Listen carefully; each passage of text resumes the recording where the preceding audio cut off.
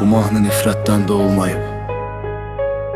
Bu susturulmuş bir uşağın sözə çevrilmiş gözyaşlarıdır. Və bu günah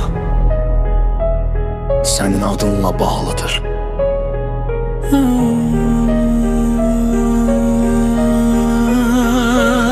Sən evdən çıxanda saatı yoxlayırsan, kimin nə düşündüyünü yox, kimə nə dediyini.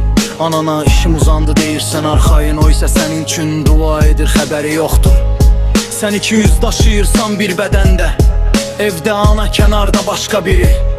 Bu oyunda ən ağır yük heç vaxt seçimi olmayan uşağın çiynindədir. Hamı sənə inanır, çünki yalanın sakitdir. Amma bir uşaq var, həqiqəti danışa bilməyən şahid.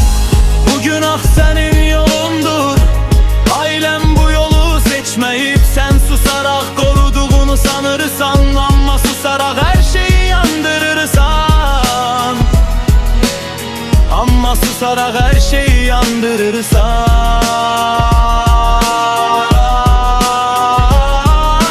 Oğlum baxır, sual vermir artıq, çünki cavabları çoxdan bilir.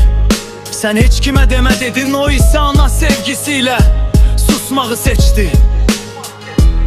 Ata səni arxa bilir, qardaşın adını təmiz tutur. Sən isə onların etibarını gecələr səssizcə satırsan. Ana olmaq gizlənməkdir, ana olmaq uşağın yükünü yüngülləşdirməkdir. Sən isə ona öz günahını daşıdırsan.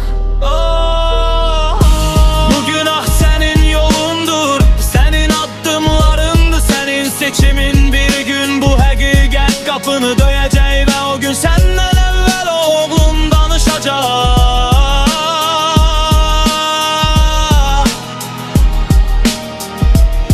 Hələ gec deyil, amma